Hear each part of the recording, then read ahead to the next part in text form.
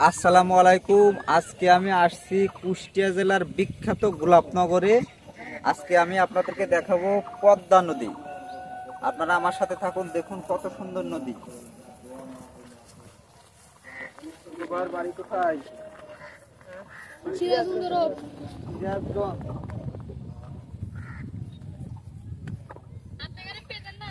এইটা হচ্ছে পদ্মা নদী, বাংলাদেশের ঐতিহ্যবাহী একটা নদী।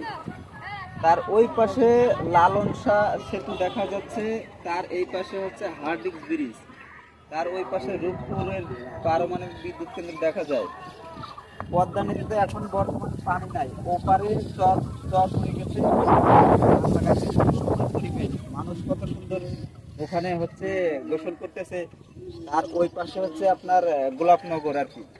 আমরা একবারে নদীর ধারে চলে যাবো, আস্তে আস্তে দেখতে পাবো সুন্দর একটা পরিবেশ।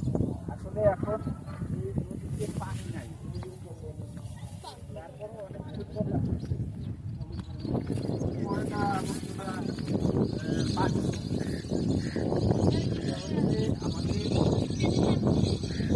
আটটা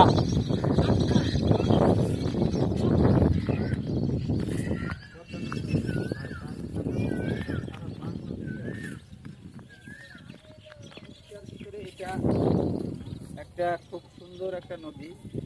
শুধু কুষ্টিয়াতে নাই, সারা বাংলাদেশে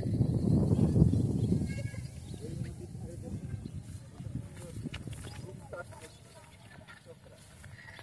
এই ধানগুলোতে কোনো সার মাটি কীটনাশক কিচ্ছু দেওয়া লাগে না, এমনিতে হয়ে যায়, এত উর্বর। ওই দেখেন জেলেরা মাছ ধরতেছে কত সুন্দর ভাবে। এখন অবশ্য মাছ নাই, ওপারেতে চর দেখা যাইতেছে। আমরা ওই চরে যাইতে পারতাম যদি আপনার নৌকা থাকতো। আসলে এখানে কোনো নৌকা মাঝি দেখতে পাইতেছি না, তারপরেও দেখতে থাকুন অনেক সুন্দর পরিবেশ।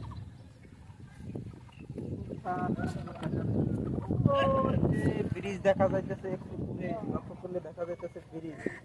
তার উপরে যে বড় বড় যে বিল্ডিং এর মতো দেখা যাইতেছে, ওটা হচ্ছে রূপপুর পারমাণবিক বিদ্যুৎ কেন্দ্র। আপনারা দেখতে থাকুন, অনেক সুন্দর পরিবেশ, ভালো লাগে। তবে আজকে আমরা সলেমানশাহ মাজারে, গোলাপনগর, কুষ্টিয়া জেলার হেরামারা থানার অন্তর্গত এটা। আজকে এই পর্যন্তই। ভালো থাকবেন, সুস্থ থাকবেন। পরবর্তীতে আরও সুন্দর সুন্দর ভিডিও নিয়ে আসবো ইনশাল্লাহ। লাইক কমেন্ট শেয়ার করে পাশে থাকবেন। ধন্যবাদ।